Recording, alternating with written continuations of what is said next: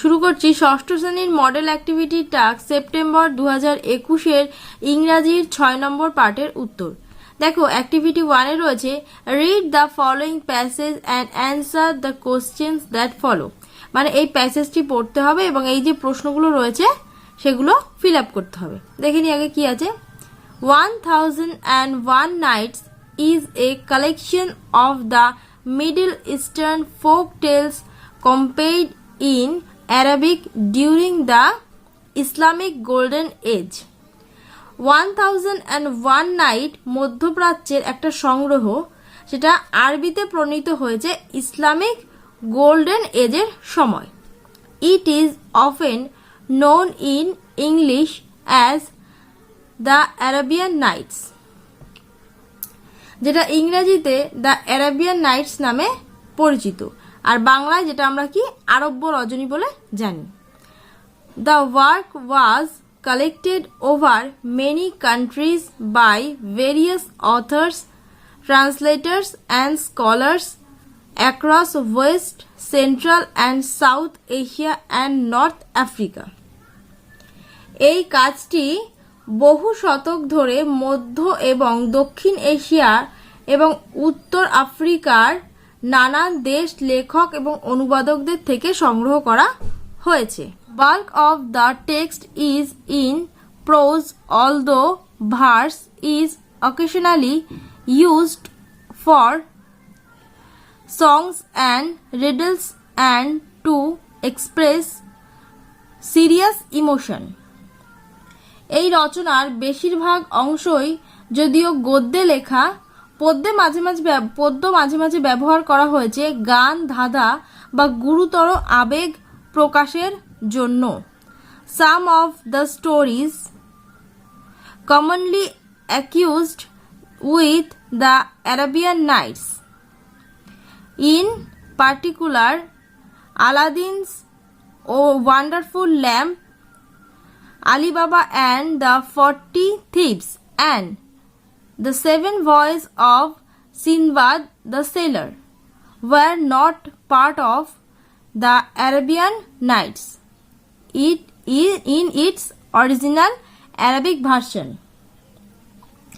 এই আরাবিয়ান নাইটসের সাথে যুক্ত কিছু গল্প, যেমন আলাদিনের আশ্চর্য প্রদীপ, আলিবাবা এবং 40 চোর, সিনবাদ যে নাবিক তার 7 ভয়েস রয়েছে, সেগুলো যে আসল আরব্য রজনীতে লেখা হয়েছিল তার অংশ ছিল না।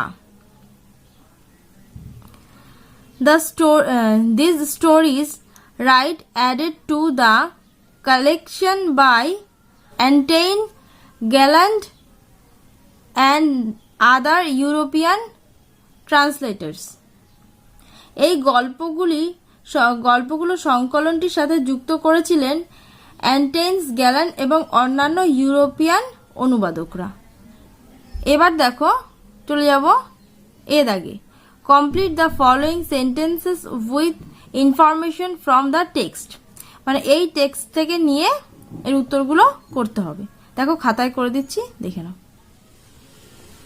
আচ্ছা, এক দাগে দেখো কি রয়েছে।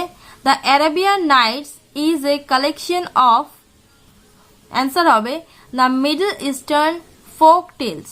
তারপর 2 দাগ, in the text verse in used for, answer songs and riddles and to express serious emotion. থার্ডেরটা, one of the famous translators of the Arabian Nights is Antoine Galland. তারপর চলে যাব বি দাগে। Answer the following questions. প্রশ্নগুলো রয়েছে তার উত্তর লিখতে হবে।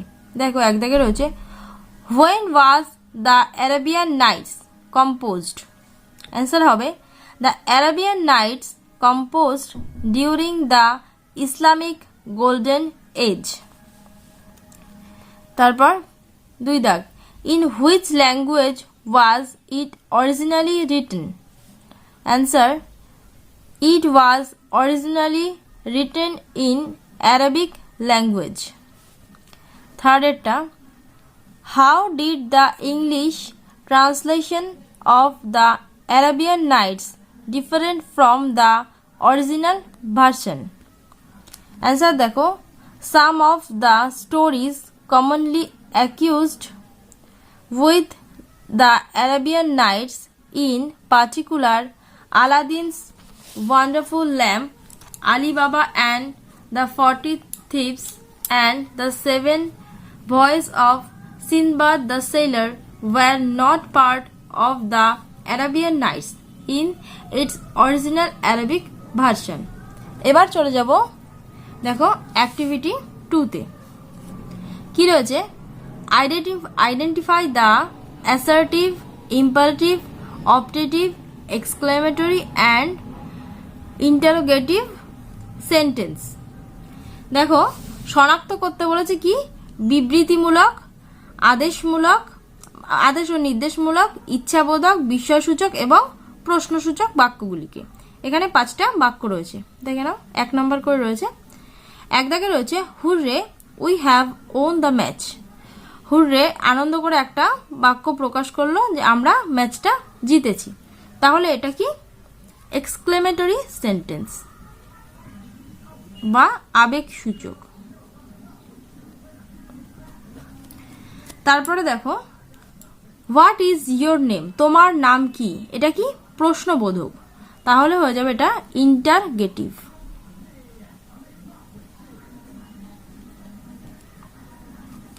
তারপরে Neeraj Chopra won gold medal in the Tokyo Olympic.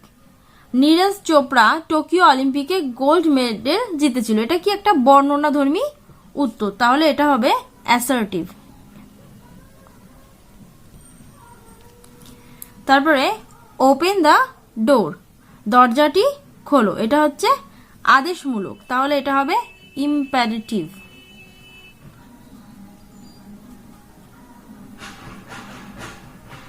তারপরে মে গড ব্লেস ইউ, ভগবান তোমার মঙ্গল করুন, এটা হচ্ছে প্রার্থনা, তাহলে এখানে হবে অপটেটিভ। এবার দেখো অ্যাক্টিভিটি 3-তে চলে যাচ্ছি, কি রয়েছে। Add prefix to the words given below and make opposite. নিচের শব্দগুলির সাথে প্রিফিক্স যোগ করে বিপরীত করতে হবে। দেখো প্রথমটা রয়েছে রেসপেক্ট, রেসপেক্ট মানে সম্মান, এর বিপরীত হবে ডিসরেসপেক্ট, এখানে ডিস প্রিফিক্সটা যুক্ত হয়েছে। তারপরে দেখো কমফোর্টেবল মানে আরামদায়ক, এখানে আন এই প্রিফিক্সটা যুক্ত হয়েছে, আনকমফোর্টেবল মানে আরামদায়ক নয়। তারপর দেখো ফরচুন, ফরচুন মানে সৌভাগ্য, এখানে মিস ফরচুন, মিস এই প্রিফিক্সটা যুক্ত হয়েছে। তারপরে দেখো ম্যাচিওর, ম্যাচিওর মানে পরিণত, আর এখানে ইম এইটা যুক্ত হয়েছে, ইমম্যাচিওর মানে অপরিণত। তারপরে লিটারেট, লিটারেট মানে শিক্ষিত, এখানে আইএল ইল এইটা যুক্ত হয়েছে, ইললিটারেট মানে অশিক্ষিত। তারপর চলে যাব অ্যাক্টিভিটি 4-এ। দেখো এখানে দিয়েছে develop the following outlines into a story, add a suitable title and a moral to your story. মানে বলেছে যে এখানে একটা হিন্টস দেয়া আছে বা আউটলাইন্স দেয়া আছে, এখানে একটা গল্প বানাতে হবে, একটা সুন্দর টাইটেল দেবে এবং একটা মরাল দিতে হবে। দেখো কি আছে, স্ট্যাগ ওয়াজ ড্রিঙ্কিং ওয়াটার, স্ট্যাগ মানে হচ্ছে পুরুষ হরিণ, পুরুষ হরিণ কি করছিল, জল খাচ্ছিল। Saw the image of his horns, এবং জলের মধ্যে তার যে সুন্দর শিং রয়েছে সেগুলোর প্রতিচ্ছবি দেখেছিল। অ্যাডমায়ার্ড দেন পছন্দ করলো।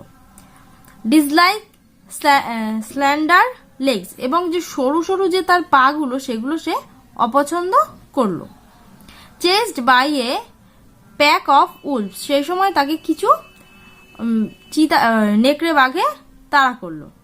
Horns caught in thick bush, তার যে সুন্দর যে শিংগুলো সেগুলো কি ঝোপের মধ্যে আটকে গেল। অ্যান্ড লেমড মানে হচ্ছে সে বিলাপ করতে লাগলো। দেখো লিখে দিয়েছি, দেখে নাও একটু। দেখো টাইটেল দিয়েছি the stag and it's horns, দেখে নাও গল্পটা। Once upon a time, there lived a stag in a forest. There was a river beside the forest. He was drinking water in that river and saw the reflection of his horns in the water. He felt proud. When he saw the reflection of his slender leg, he felt ashamed. Just then, a pack of wolves chased him and he ran as fast as he could. But unfortunately, his horns caught in thick bush and he could not move. Then he lamed for his beautiful horns. Moral রয়েছে, all that glitters is not gold. যা কিছু চকচক করে সবকিছুই সোনা নয়। এখানে তোমাদের ইংলিশের উত্তরমালা শেষ হলো।